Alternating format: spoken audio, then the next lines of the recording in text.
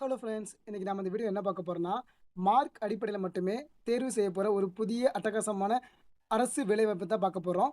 இந்த ஜாப் பற்றி பார்க்குறதுக்கு முன்னாடி இது வரைக்கும் யார் யாரெல்லாம் நம்ம டெலகிராம் சேனலில் ஜாயின் பண்ணலையோ அவங்களாம் ஜாயின் பண்ணிக்கோங்க.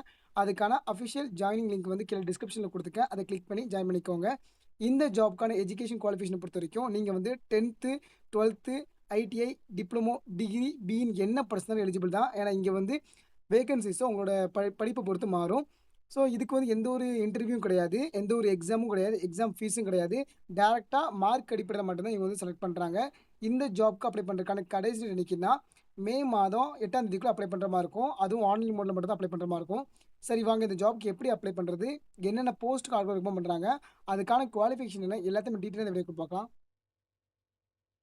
இப்போ நம்ம பார்த்துருக்குது அந்த ஜாப்க்கான அஃபிஷியல் நோட்டிஃபிகேஷன் ஃபார்ம். இந்த நோட்டிஃபிகேஷன் ஃபார்ம் எங்கேருந்து வந்திருக்குன்னா, defence research and development organisation வந்திருக்கு. இது எங்கே இருக்குன்னா, மினிஸ்ட்ரி ஆஃப் டிஃபென்ஸ் கீழே தான் வருது. இவங்க வந்து என்ன போஸ்ட்டுக்கு வந்து ஆட்கள் வந்து ரெக்கமெண்ட் பண்ணுறாங்கன்னா, அப்ரெண்டிஸ்ஷிப் ட்ரைனிங் அட் ஜிடிஆர்இ அப்படிங்கிற போஸ்ட்டுக்கு ஆட்கள் வந்து ரெக்கமெண்ட் பண்ணுறாங்க. இதில் வந்து 3 விதமான இதுக்கு வந்து போஸ்ட் வந்து ரெக்கமெண்ட் பண்ணுறாங்க. ஃபர்ஸ்ட் வந்து கிராஜுவேட் அப்ரெண்டிஸ் ட்ரெயினி, இதுக்கு வந்து இன்ஜினியரிங் கேட்டகரியில் எடுக்காங்க. பிஇ பிடெக் அதுக்கு அப்படிலாம் இதுக்கு ஈக்குவலண்டாக படிச்சிருந்தா இதுக்கு வந்து அப்ளை பண்ணலாம். இந்த ஜாப்க்கு அப்ளை பண்ணுறதுக்கான அஃபிஷியல் அப்ளை லிங்க்கையும் நோட்டிஃபிகேஷனையும் நான் கீழே டிஸ்கிரிப்ஷனில் கொடுத்துருக்கேன். அதை கிளிக் பண்ணி நீங்கள் வந்து பார்த்துக்கலாம். கிராஜுவேட் ட்ரெயினியை பொறுத்த வரைக்கும் என்னென்ன போஸ்ட்லாம் இருக்காங்கன்னா, mechanical production, industrial production engineering இருக்காங்க. இதுக்கு வந்து மொத்தம் 30 வேகன்சி இருக்குது. அதுவே ஏரோநாட்டிக்கல் ஏரோஸ்பேஸ் இன்ஜினியரிங் பொறுத்த வரைக்கும் 15 வேகன்சி இருக்குது. Electrical and electronics and communication, electronics and instrumentation, telecom டிபார்ட்மெண்ட்டுக்கு வந்து இவங்க வந்து 10 வேகன்சி இருக்காங்க. அதுக்கப்புறம் computer science and computer engineering, information science and technology engineering இதுக்கு வந்து 15 வேகன்சி இருக்குது. மெட்டலர்ஜி ஆர் மெட்டீரியல் சயின்ஸுக்கு வந்து 4 வேகன்சி இருக்குது.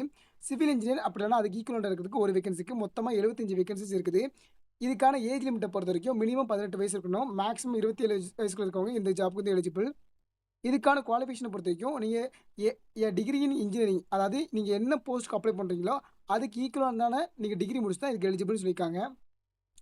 இதுக்கான அடுத்த போஸ்ட் வந்து கிராஜுவேட் அப்ரெண்டிஸ் ட்ரெயினி தான்.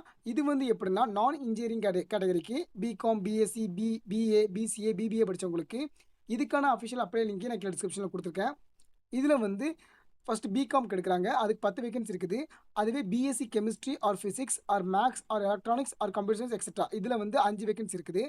பிஏல வந்து ஃபினான்ஸ் ஆர் பேங்கிங் வந்து 5 வேகன்சி இருக்குது. பிசிஏல 5 வேகன்சி இருக்குது. பிபிஏல 5 வேகன்சி இருக்குது. மொத்தமாக 30 வேகன்சி இருக்குது.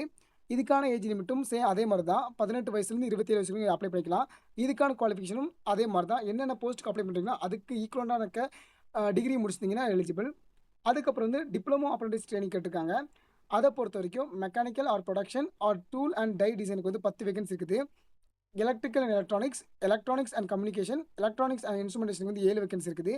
Computer science engineering or computer networking வந்து 3 வேகன்சி இருக்குது. மொத்தமாக 20 வேகன்சி. இதுக்கும் சேம் அதே மாதிரி தான். அதே மாதிரி ஏஜ் லிமிட், அதே மாதிரி குவாலிஃபிகேஷன் தான், எஜுகேஷன் குவாலிஃபிகேஷனும். அதுக்கப்புறம் ஐடிஐக்கும் இருக்குது. ஐடிஐயில் பொறுத்த வரைக்கும் மெக்கானிஸ்ட்டுக்கு வந்து 3 வேகன்சி, ஃபிட்டருக்கு வந்து 4 வேகன்சி, டர்னருக்கு வந்து 3 வேகன்சி, எலக்ட்ரீஷியனுக்கு வந்து 3 வேகன்சி, வெல்டருக்கு வந்து 2 வேகன்சி, ஷீட் மெட்டல் ஒர்க்கருக்கு வந்து 2 வேகன்சி, கம்ப்யூட்டர் ஆப்ரேட்டர் அப்படின்னா ப்ரோக்ராமிங் அசிஸ்டன்ட் வந்து 8 வேகன்சி இருக்காங்க. இதுக்கும் அதே மாதிரி தான். 18லேருந்து 27 வயசு. எஜுகேஷன் குவாலிஃபிகேஷன் அதுக்கு ரிலேட்டடாக நீங்கள் படிச்சிருந்தா நீங்கள் எலிஜிபிள். கீழே வந்தீங்கன்னா சம் இம்பார்ட்டன்ட் இன்ஸ்ட்ரக்ஷன் கொடுத்துருக்காங்க. அது என்னென்னு பார்த்துக்கோங்க இந்த அப்ரெண்டிஸை பொறுத்து. அதுக்கப்புறம் ஸ்டைஃபண்டை பொறுத்த வரைக்கும் இன்ஜினியரிங் ஸ்ட்ரீமை பொறுத்த வரைக்கும் கிராஜுவேட் அப்ரெண்டிஸ் அதாவது பிஇ பிடெக்லாம் வந்து எப்படின்னா 9,000 கொடுக்காங்க பெர் மந்த்துக்கு. அதுவே டிப்ளமோ அப்ரெண்டிஸ்க்கு வந்து 8,000 கொடுக்காங்க. அதுவே ஐடிஐ அப்ரெண்டிஸ்க்கு வந்து 7,000 கொடுக்காங்க. அதுவே நான் இன்ஜினியரிங் டைப்பை பொறுத்த வரைக்கும் அதாவது பிகாம், பிஎஸ்சி அதுக்கு வந்து 9,000 வந்து பெர் மந்த் வந்து கொடுக்குறாங்க. இதுக்கு வந்து மெடிக்கல் டெஸ்ட் இருக்கும். அது போக இதுக்கான செலெக்ஷன் ப்ராசஸை பொறுத்த வரைக்கும் எந்த ஒரு எக்ஸாம் ஃபீயும் கிடையாது. டேரெக்டாக உங்களோட மார்க் அடிப்படையில் மட்டும்தான் இவங்க வந்து ஆல்ரெடி ரெக்கமெண்ட் பண்ணுறாங்க. இந்த ஜாப்க்கு எப்படி அப்ளை பண்ணுங்கிற ஸ்டெப் பை ஸ்டெப் ப்ராசஸ் வந்து கீழே கொடுத்துருக்காங்க. அதனால் பார்த்துக்கோங்க. ஏதாச்சும் டவுட்னா நீங்கள் கீழே கமெண்ட் செக்ஷனில் கேளுங்க. தேங்க்யூ.